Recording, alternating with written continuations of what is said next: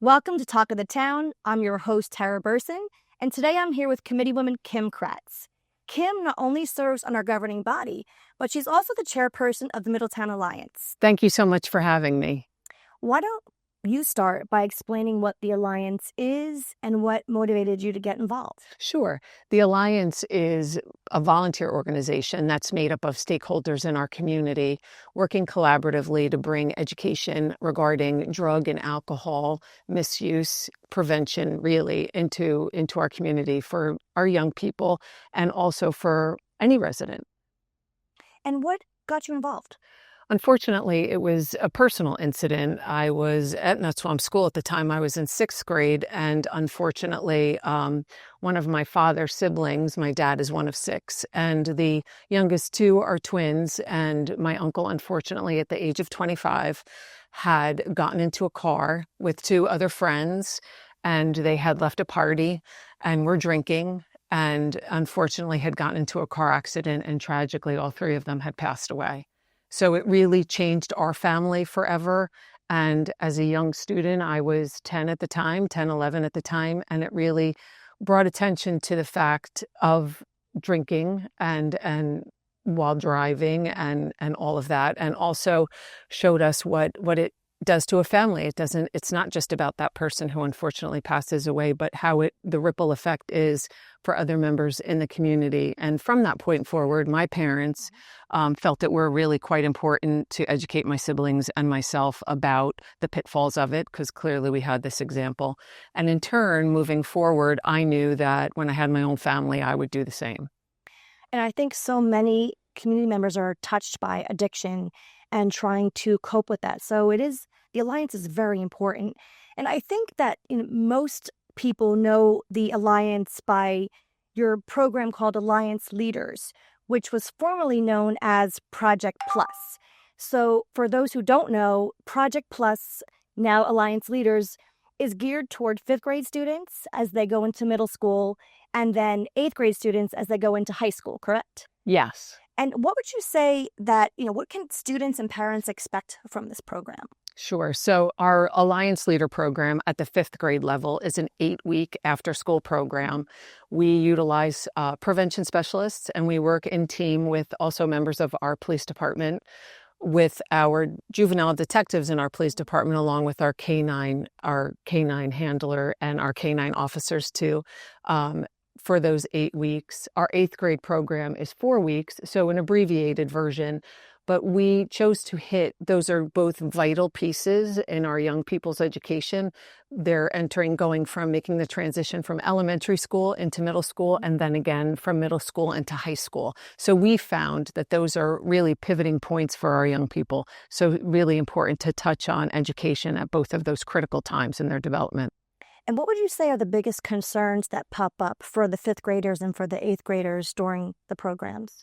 We really focus on trends that we see or our prevention specialists see at the time, because the trends are ever changing. Mm-hmm. Currently, it is vaping for our 5th graders, and we certainly revisit that again for our 8th grade, but we do concentrate more at the 8th grade level on drinking and on binge drinking in addition, because the reality is that's what they're going to face in high school. Mm-hmm. They'll start to make decisions to go to parties, and unfortunately, they will experience drinking and testing the waters of drinking. And so it's important to educate them about that also.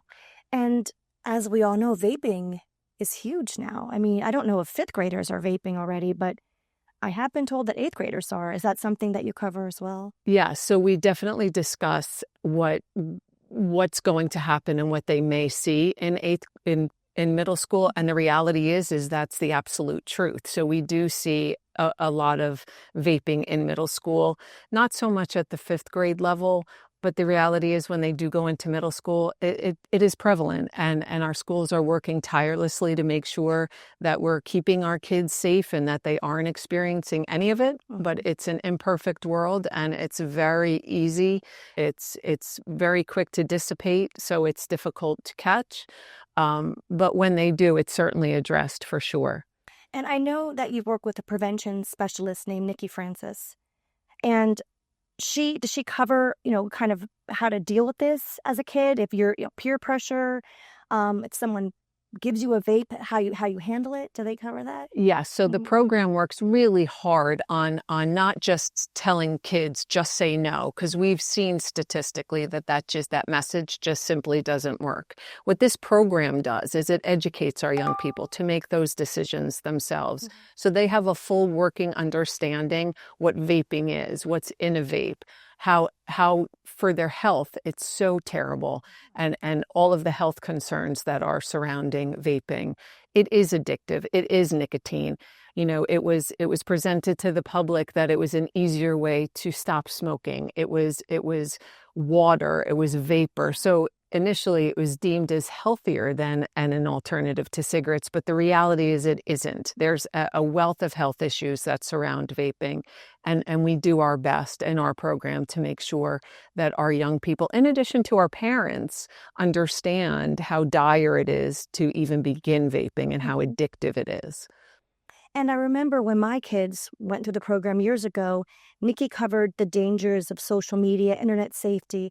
Is that a trending topic still? And do you discuss that in the program? It is. At our fifth grade level, we have two breakout sessions with our parents. So there's two sessions whereby the kids are in a separate part of the building with another prevention specialist working on team building skills. They work on it's all games. So it's games that facilitate what it feels like to experience peer pressure. So it's how they react. How would they react under those situations? And it comes full circle then to sit down and explain if a child is struggling with the activity, if they choose to stop doing the activity. It talks about those kinds of behaviors and how best to address that of themselves, because it's an individual experience. You and I wouldn't react to the peer pressure in the same way, and neither do they. So it really goes through the paces of that. But at that very same time, we have separate parent presentations where we dive into the social media piece for sure. Most kids at fifth grade don't have cell phones just yet, but they do get them when they're on their way to middle school for graduation. So we do touch about social media at that point for our parents, and it's a very unfiltered adult conversation about the trends and what Nikki is seeing out there in the marketplace, to be honest. Apps. There are certain apps. To something else, right? Yes. So a lot of parents will say to us, and I was one of them too, that it's, when my kids got cell phones, I do have two boys who are now 22 and soon to be 21. They, at that time, who both went through this program in fifth grade, at that time when they got their cell phones, I made it perfectly clear that those were my cell phones and my husband's cell phones, and we had the right to take their phones and look through their phones. That's great. And I would be able to see what apps they may have on their phone. But the reality is there are apps in the marketplace that look like a calculator, for example, that are not a calculator. They could be a social media app. It could be a meeting hookup with complete strangers. So it's certainly a different world than I think that you and I both were in back then. But at the same time, yes. I think so, right? And I'm older than you, so we'll leave it at that. But it is so important to also truly have that conversation. And yes, the telephone belongs to the parents, and that's fine. But the more important piece is to make sure that you have this open line of communication and dialogue with your children. And that's why having our parents come and stay within our program is so important, because when they're in the car on the way home, they're able to share with their child, oh, wow, that was a piece of information I knew nothing about. Did you know about that? It facilitates dialogue on the way home versus if the parents weren't there. How is Alliance Leaders tonight? The student may just say, fine, at that age, or good. So it really does facilitate an open dialogue for our families, which is really important. Very important. And speaking of an open dialogue, in addition to the Alliance Leaders program, you have a presentation series for parents this spring about current drug trends, social media, and raising resilient kids. Can you tell us a little bit about these presentations so parents know what they'll be able to learn? Sure. So just I touched briefly on it's not so dissimilar from what our parents may have seen if their kids did go through Alliance leaders. The reality is our lives are busy. So we have, 11 elementary schools in districts. So it's a lot of students. So not every student is able to participate in our after school program. So it was a way for us to be able to also share this information with more of our parents. So it's not the same exact information because, again, the trends change so drastically. But we felt as the Alliance that it was very important to be able to get this information out. So again, it will touch on vaping, the vaping trends and the pitfalls of navigating all of that. It talks about, another series talks about social media. And then the very last is raising resilient children, which is a really important piece. And sometimes we kind of lose track of that. So really making sure that we're putting forth children who are confident, and children who are confident are less likely to abuse or misuse drugs and alcohol. You want them to make good choices. You really do. And that's really a strong piece of our program, is we're trying to cultivate leaders. And that's really also why we had changed the name of the program to really be more encompassing and descriptive of what we're really trying to cultivate, and that's young leaders. So we're really quite proud of all of it. That's great. And now these presentations will all take place at Town Hall? Yes. And it's in the training room? It's all in the training room where some of our parents who have been with us before will be very comfortable. It's the same room that we're in current, and it'll be a small enough setting that'll be very conducive for questions and answers, and anyone can bring their concerns to after program or during program at the end. And it's really important information to learn. I've been doing this for almost 13 years at this point, and there's rarely a time where I don't have a takeaway of some sort still at this point. Yeah. And it's important. It always changes. It changes all the time. And it's really, you may think you have a handle on something, and then, the next day or the next week, some more information comes out, or parenting. Something else is developing out in the marketplace that we're unaware of. So it's really important to keep track and pulse on really what's out there. And we have this information available at middletownnj.org/Middletown Alliance. Yes. And the program, I believe, is from 7 to 8 p.m. and the dates will be listed on the website. Yes. So if anyone checks out the website, which is a wealth of information, it is all available there. You'll see a flyer. There's a QR code to scan. Great. And you can sign up there. There is Google Forms in order to sign up and participate in the program. I would strongly suggest signing up. Space would be limited. So please, take advantage and please come. And what would you say is the best way for parents and community members to join the Middletown Alliance? And what are the benefits of joining? So it's really amazing. The easiest way is to come to one of our meetings. So they're open to everyone, and we really encourage that, and we strongly encourage our concerned citizens, our parents, to come. They're our biggest stakeholders in the community, and I've advocated for that strongly. I'm one of them.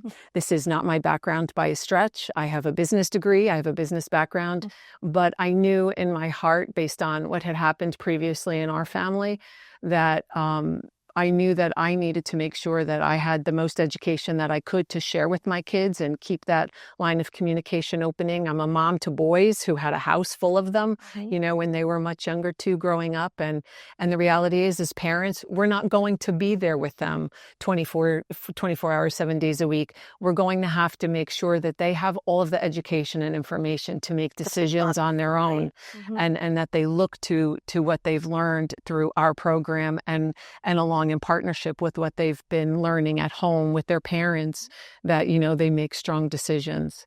And if you go to these meetings, you have the police chief there. Yeah. You have Assemblyman Scharfenberger. Yes. You have Board of Education members. We do. We're so blessed and fortunate in Middletown to, have a very strong alliance, and we've had one for quite some time. It's stakeholders in our community, all of the people you just mentioned, our chief of police, our juvenile detectives, members of our Board of Education, our head of security in Middletown schools. We're 6 people who are in successful recovery, unfortunately, moms who've lost children.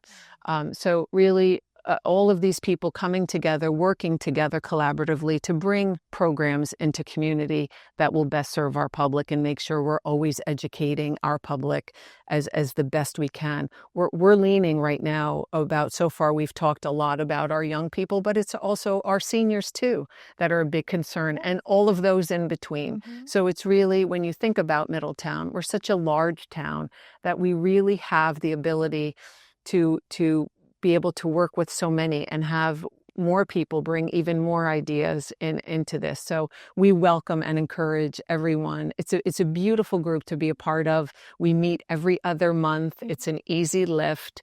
The responsibility is small. The biggest piece of it that an Alliance member becomes is an ambassador. You become an ambassador for the information so that you can in turn help spread awareness from your social media accounts amongst your neighbors and your friends. And it just ripples through there. So the more people that we have in Middletown that are educated about all of it, is the better off that of a town will be, a stronger town, a better how we will cultivate our young people in town and protect them and make sure that, Middletown is as safe as it possibly can be. So the next meeting is Saturday, May 17th. Yes. It's in the morning, right? It is. So it's Saturday morning, 8:30 till 9:30. So this way we try to get you in and out. There is coffee, and I always say coffee and donuts in the morning on a Saturday goes a long way. Yeah. So yes. So it's really a wonderful meeting and a wonderful group to be a part of. And is there going to be a campaign? I've heard, rumblings that there's going to be a campaign to educate mostly our young people about the dangers of vaping and hopefully getting them to stop it. Yes. So we will be, there will be a 3-part series basically regarding vaping. So the first part we'll talk about and educate as making more of our public aware of what vaping is and the health concerns regarding it. Second series, we'll talk about quitting vaping and how best you can do that, working with our Alliance coordinator, Erica McKee, who does a beautiful job and who has done a wonderful job on our website in addition, bringing information, but she'll work with the public to try and educate them as best about quitting vaping in conjunction with working with our health department. And then the third series is, what do you do when you want to quit and you want to get rid of the vapes? What do you do with them? How best to dispose of them? And there is surely a safe way to do that. Believe it or not, they are actually, you can recycle them. So it's an important piece too. They're not meant to just be thrown in our garbage. Right. And truthfully, something I wasn't aware of or did I know. So I don't think there's very many people in the public that do know that. I think that's an important piece too for our community to understand. Mother Earth on Earth Day. Yes. You don't get rid of that vape. Yes, for sure. For sure. Another thing that I think would be important for the community to know about is our Wellness Wheels program. Yeah. Could you elaborate on that a little bit? Of course. So our Wellness Wheels program, we're so proud of this initiative, and it's unique. We are the only municipality who is currently using our opioid funds that are provided from the state for this purpose. So it's important. Uber Health, so we've right? partnered with Uber Health, which is fantastic. So Uber Health is very unique too, because they are trained in helping whether somebody is disabled, where somebody may have a different kind of physical need or mental need. Right. So they're accustomed and trained to deal with all passengers, which is really quite important. And we're so pleased that they were able to take the contract. We're looking very forward. That should roll out shortly. It should roll out at the end of April, I believe. It should really help our community members get to those healthcare appointments that are so needed to recover. And that information is also on the website. Speaking of ways to recover, what is the best way for people to find substance use treatment and mental health resources? There's a wealth of treatment. And again, this certainly isn't my background, but we do have professionals in place that can certainly help. And I would direct anyone in the public to start first with the website. There is a tab on the left side that offers resources. And if you click on there is treatment centers, there's county resources, there's places to begin and begin to walk the path of recovery. And the information is certainly there for anyone. And one that I've seen recently for our youth that seemed very beneficial is called Second Floor. Could you explain that a little bit? Sure. So Second Floor is really unique and really exciting because Second Floor offers an app. So again, most of our young people have phones and they're very accustomed and comfortable to utilizing their phones. And what it has is not just an app, but it gives our young people or anyone the ability to not only call somebody and reach out for help, but they also have the ability to text. And that is a game changer in our world. Kids don't get on the phone. They don't. So it's really, when we heard that, it was certainly a program that we wanted to bring a light and focus on for our young people to fully take advantage of and know that it's out there in the event that they needed additional information and help. Well, Kim, thank you so much for taking the time to educate us about all of the Alliance's initiatives. Very important information. Of course. Thank you for having me. Sure. For information and updates about the Middletown Alliance, visit middletownnj.org/Middletown Alliance. You can also follow them on Facebook and Instagram. Just search for Middletown Alliance.